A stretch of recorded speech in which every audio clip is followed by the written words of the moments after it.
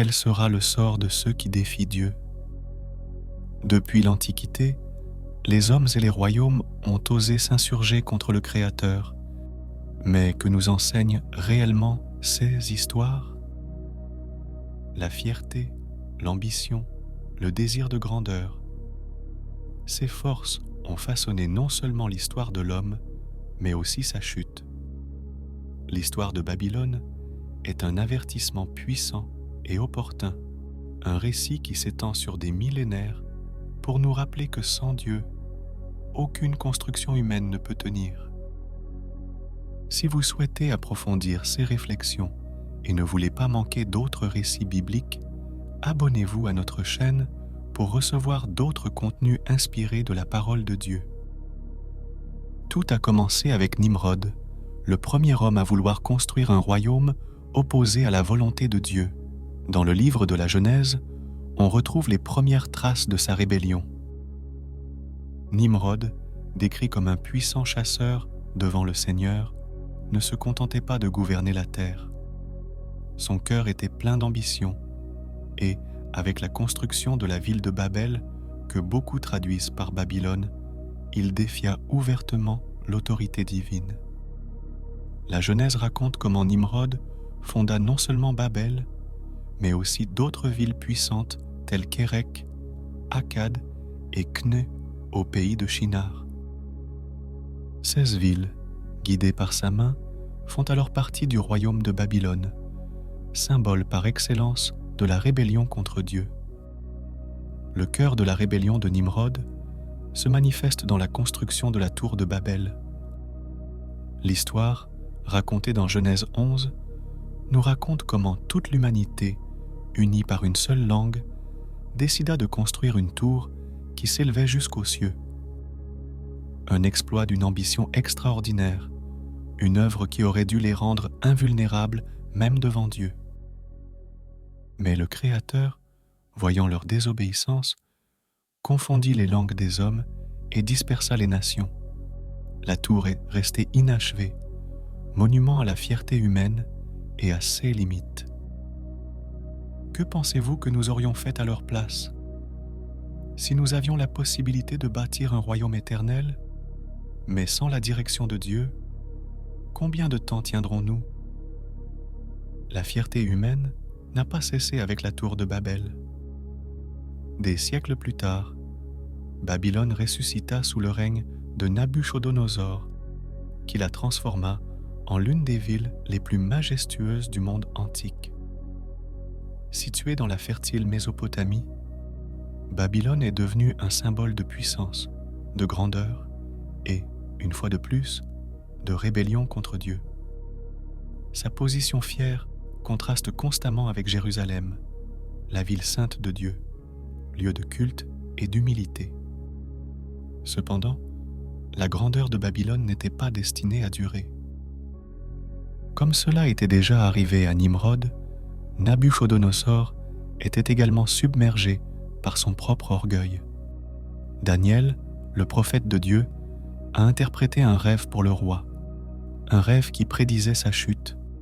Un arbre immense qui s'élevait jusqu'au ciel, refuge des animaux et des oiseaux, a été abattu.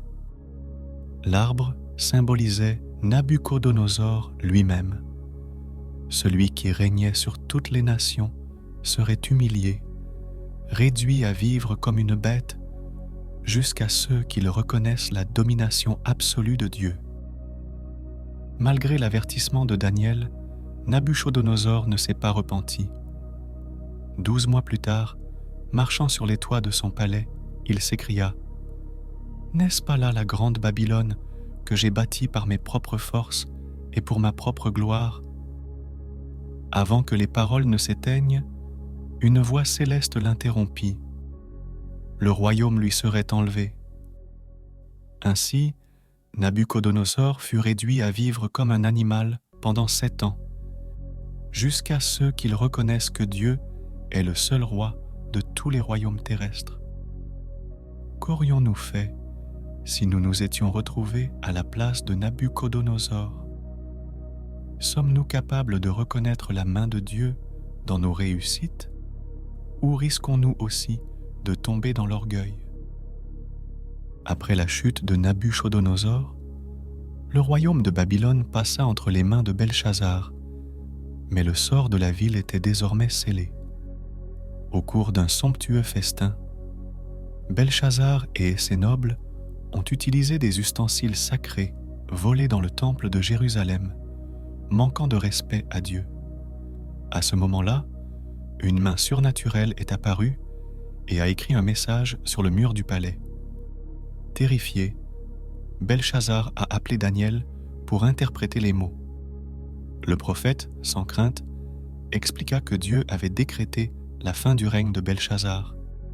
Men, Tekel, Parsin.